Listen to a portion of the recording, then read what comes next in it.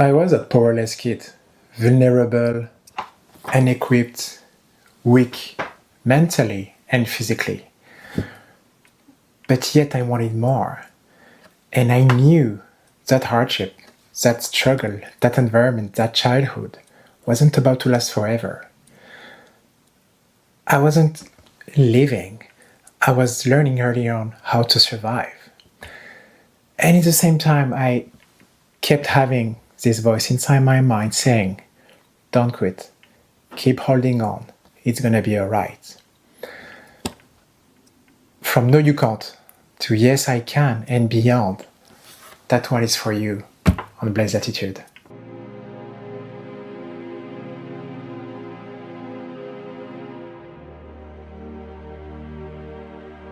Hi everyone, welcome in this new episode of Blaise Latitude. Valuable content, experience, creativity, victories, losses, rejections, tragedy, my personal stories. That's all I'm thinking about when I'm about to create a new video. That's my motto. I want to try to give as much as I can. I want to give and share.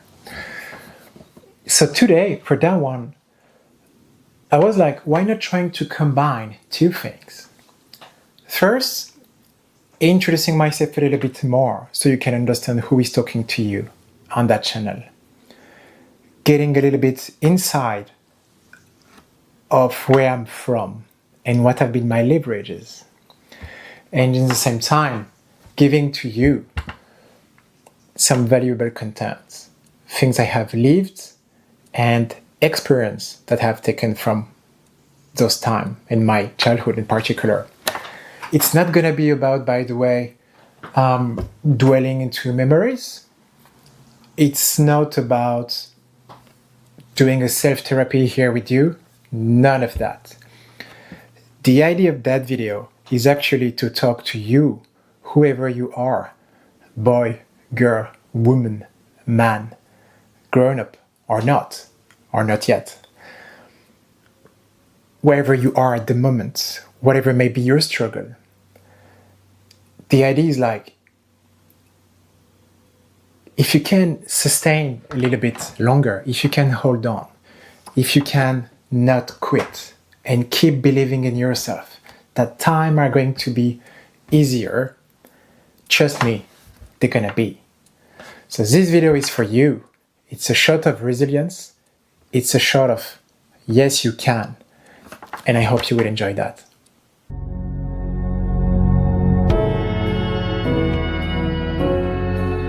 Holding on. That's exactly what I've been doing through my childhood and even during my teenage time until I was 18 actually, 17, 18. I had, let's say, a pretty complicated childhood. And to be honest with you, I just hated that. What I wanted is to be an adult as fast as I could to escape that environment. Let's talk about home a little bit. I was having a very, very tough dad, very severe dad. He was someone from another time. He was from another generation. Let's say he was born in 1940s. And as you may have that in mind, most of the people who are born in this generation had definitely a way of raising their kids that were, let's say, a little bit probably colder or tougher. My dad was also facing his own demons. He was struggling with them.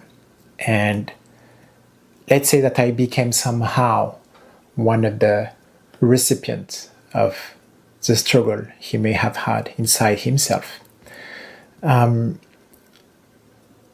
can't recall the number of times that I have been kicked out of my house. I guess the first time was when I was 7 years old. When I was 7 years old, I just remember coming back home to my dad and showing him what we were handled at school every 3 or 4 months, which was like kind of a recap of the mark and the score you may have been doing in some different field, mathematics whatsoever. And I wasn't that good at school. Actually, I was very bad, very, very bad. So every 3 or 4 months, I was literally coming back home, already crying when I was handing that to my dad. And because I knew what was happening. So the first time was I was 7 years old. He take that thing. He's asking me, "Are you proud of you?" Of course not. And then he's showing me the door. So I remember having spent a few hours outside, find a way to go to my grandparents, and then came back home with my grandfather, who brought me back. It was the first time I kind of experienced a severe, I would say, kind of disillusion, because you think when you're home, you still can rely on your father, whatever, parents. But for me, it was a very disillusional at a very early age. It's like, I'm going to be by myself. And again, actually, to counterbalance that, I had an amazing mom. Like my mom did an amazing job. She did what she could at that time. But my dad was the dad he were. So home was a struggle. I had to become invisible. I had to become silent. I shouldn't be, let's say, heard or seen. I was told it was like a physical pressure, but also mental pressure. The physical pressure, you don't have choice. You handle that, and it's kind of on the moment that it's happening. But the mental pressure, it's the word you may be told that you're never going to do anything in your life, that you're going to end up in the street, that you're gonna fail, and those kind of words can literally break you down. So at a very early age, how do you handle that? I had no choice. I had to handle that. Let's talk about school now. My early schooling was a total disaster. I can remember willing and actually being like about to throw up almost every morning going to school until I think I was 12 or something like that. School for me was another torture. It was a battle there for me. I was somehow battling at home, and I had also to battle at school. The teacher, the schooling system, like I couldn't blend in. It wasn't for me. It was going too fast. I didn't understand. And I even wasn't interested in what I was learning early on. I was just lost. And I couldn't make really friends neither at school. So for some, like, let's say you're not good at school, but at least you're going because you have friends there. I didn't really have friends there. I wasn't belonging to any kind of groups. I didn't really much like soccer. And at the time, soccer, football, even today, it's something big. But at my time, like, I didn't like that. So I had to push myself to interact with others, to play soccer. I was not good at that. Whatever. I had to fake myself. I had to play a role. I had to avoid being bullying too much because I was bullied at school too. I was weak. I was unequipped physically, mentally. I was just transparent. And when you're transparent, even at school, some kind of dynamics can hurt you. Not a great souvenir from my schooling vibe when I was younger. My only escape at that time, I would say, and the only one, actually, let's say I had two escape. The first one is where we used to live behind our like apartment flat. We had kind of a little forest, and there I kind of made friends with two guys that were not actually in my class. I think they were even in another school, but because we were living in the same area, they kind of gathered in this little forest, and I ended up being friend with those two kids. And it was my little escape. I was fantasizing, like dreaming about becoming whatever military. So we were imagining things in the forest. We were creating scenarios. It was an escape for me. It was my breathing time.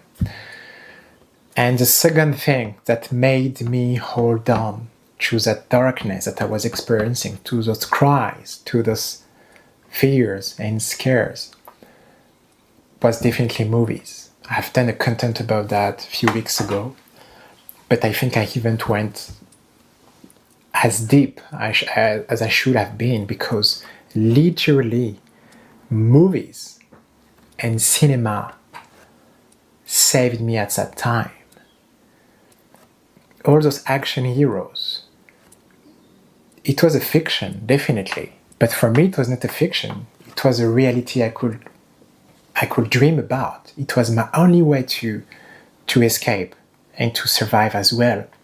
It was a breathing 1.5 hours.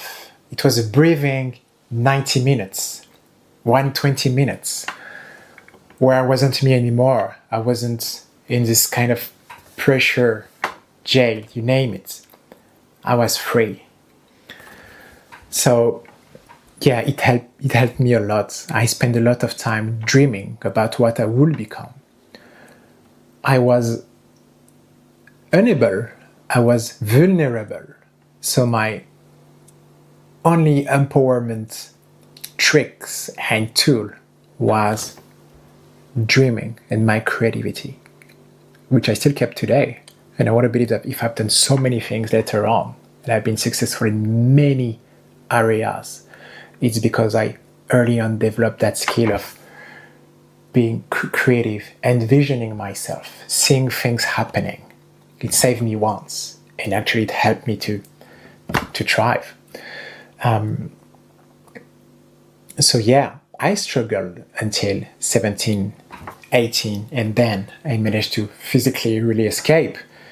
And I went for another school, and then I was spending the whole week at that school, sleeping there like from Monday to Friday, and then coming back at home for the weekend. So it was becoming easier for me, but still, it was not that easy to come back in that environment.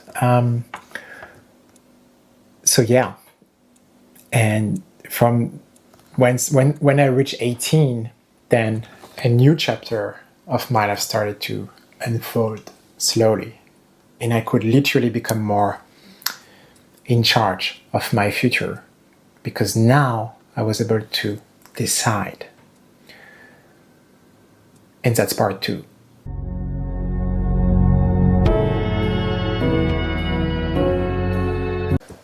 Part number 2, building myself, reshaping myself, deciding who I want to become. The part 2 lasted around, I would say, 10 years approximately. That part 2, I would like to say, started a particular day I remember. I'm, I guess, at that time 22, 21, 22, yeah. I'm about, I think, to graduate my business school at that time. I'm definitely not a kid anymore. So I'm physically, like, taller, anyway. And I can remember a particular moment. At that time, I was still living at my parents'. I was most of the time living in Paris, and time to time, on the weekend, I would actually come back in Normandy. So I was less exposed with my parents and actually with my dad. And I can recall a particular day, where actually things changed. I went to a cinema, and I come back a little bit later. I come back around actually at 1 a.m.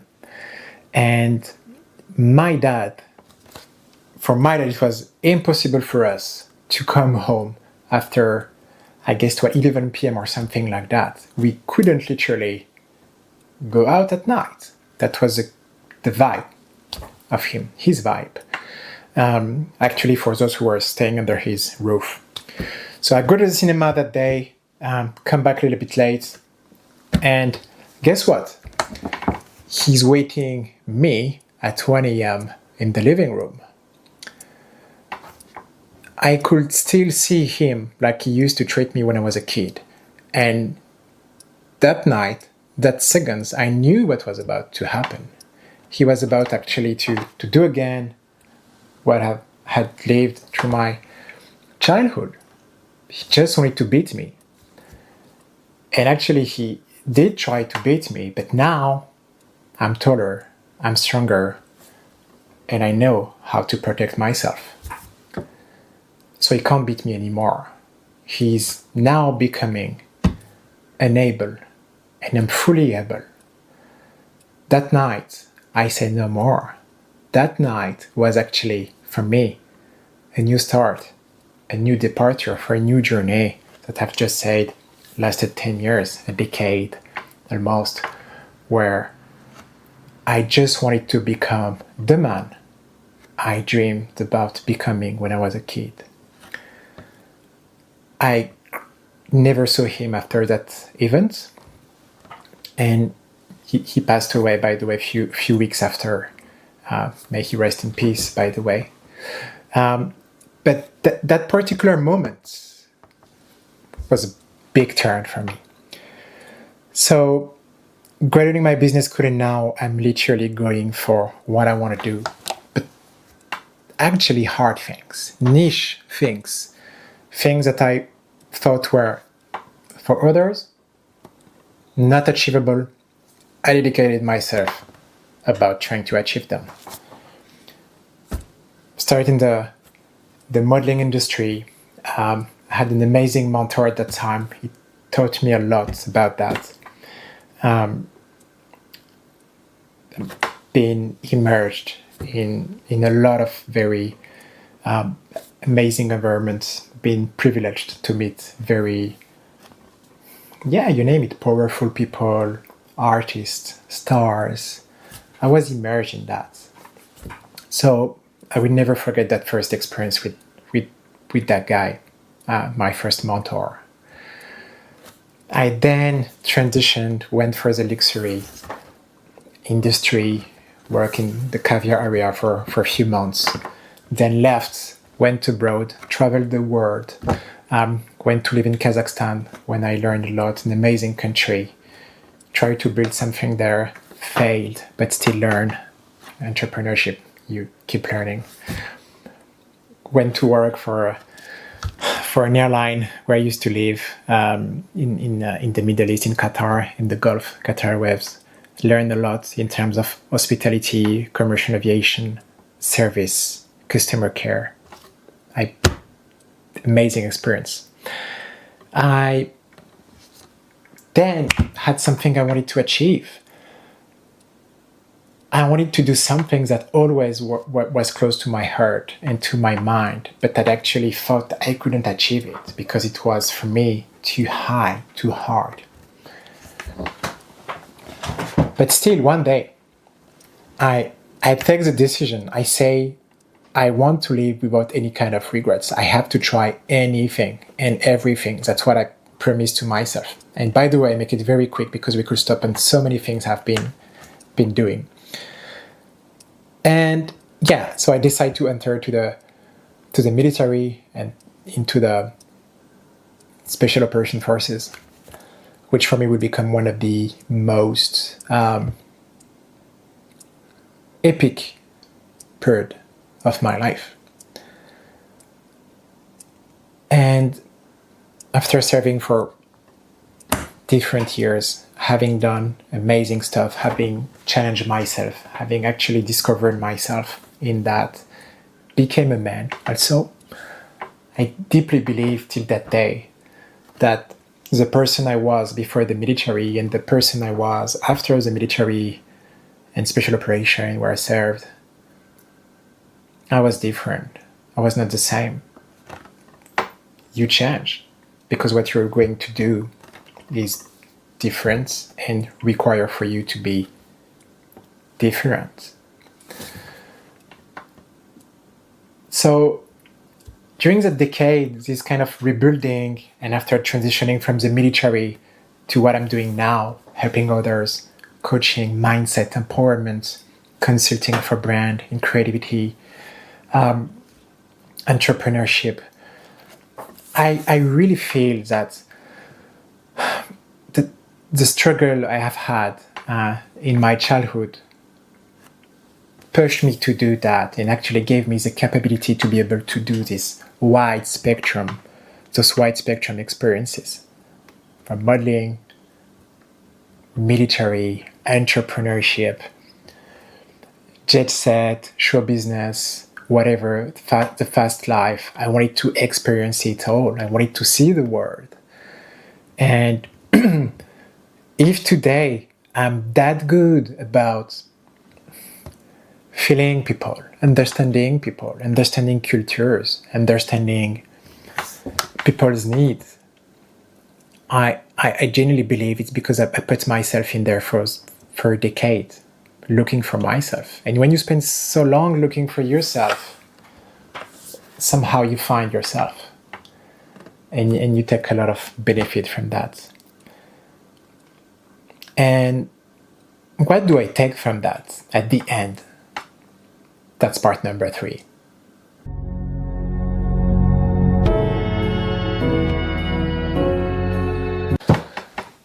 So, what do I take at 30, almost 37 years old from all of that? A few things that I want to share. The first thing for me, which is super important, and I want you to understand that.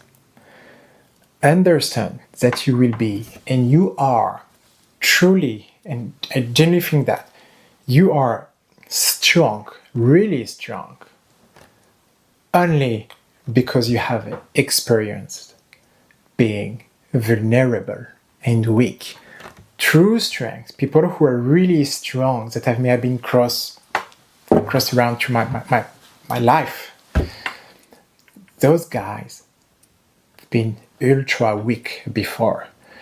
Because picture that, being strong without never having faced any kind of failure, losses, rejection, frictions, it's not really strength. You have not been confronted to yourself, to hardship. Hardship makes you strong. You wanna not regret what you have faced, and it's a fuel. Sometimes it's a fuel. Like, don't try to hide. So many people, and I've been like that, have been to hide so much about my past. I've been to hide. Now I'm talking to you, like, I don't know how many people are going to watch that video, but till some time ago, it wasn't easy for me to talk about that, because it may be hard sometimes to talk about that. It's emotional a little bit as well, but it's also a fuel. It's a fuel. You should use that. It's a leverage. Don't try to forget what you've been living in your past, those hard times. Don't try to bury them. Work on them and value them somehow, because today they can give you the strength to accomplish hard things and to be successful. So I would see that as a leverage as well. Then pain and struggle they don't last forever. It's not gonna last forever. You may be in struggle now, you're experiencing hard time, it's hard at home or it's hard at work. It won't last. Hold on. Hold on to what? Hold on to whatever you can, actually. Hold on to, for me it was movies. It was my mom who supported me, who was in the picture in the background. It's gonna be right. It's gonna be right. She gave me strength as well. She gave me hope. She pushed me to hope, actually. So I actually owe her a lot. She sacrificed everything for me. And I love her so much. So grab on everything you can. Family, like hopes, dreams, sports, anything you can, but I want you to hold on because it's not gonna last. I also would like to tell you that you probably people at my place will be hating their dad, because anything I've pictured you until now were pretty dark stuff, and trust me, I haven't been to the deep core of that. But understand that people who offend you, who make you suffer sometime, who try to make you feel bad, actually those persons inside are suffering, they're struggling, and those struggles are trying to inflict you. It's actually somehow the struggles they are living inside for probably different reasons, and for them, subconsciously, putting you through this hard time is for them a way to feeling better, when actually it's not. So I'm not mad at my dad, actually. I forgave him a long time ago, and where he is now, I wish him peace. It's okay. And you have one life, we have one life. We can either decide to be defined by our childhood or struggle, or we can say, it happened what happened. I was unequipped at that time. But thing doesn't last, and at some point you are strong and capable enough. So don't be living in your past. Live for tomorrow. Live for today. You can do more than you think you can. You're capable. People doubting me. People never thought I could have accomplished half of what I've done today. Half of that. I was that weak dude being beat up in the at school. Who could have believed that one day I would go to combat at one of the highest level? No one. Only me believed in that. So believe in yourself, because I believe in you, and I believe you can do, again, much more than you think you can. You're capable, you're strong. So here's the conclusion of that. To people telling you that you can't, you will answer them that you can, and that you're gonna go even beyond that. And yeah, I hope you have enjoyed that video. I put much more, and actually a little bit more than usual in that one, but the whole purpose of that channel. I'm trying to give as much as I can, no halfway. Yeah, I hope you like it. If you like the video, please do subscribe. Probably write me a comment on that, share it with your friend. If you know there is probably someone who is struggling right now, share that with that person. If you need some help, write me a message on YouTube, a comment, whatever. Send me a DM. We can interact. Have a good time. Enjoy, and I will see you soon for another video coming. Bye.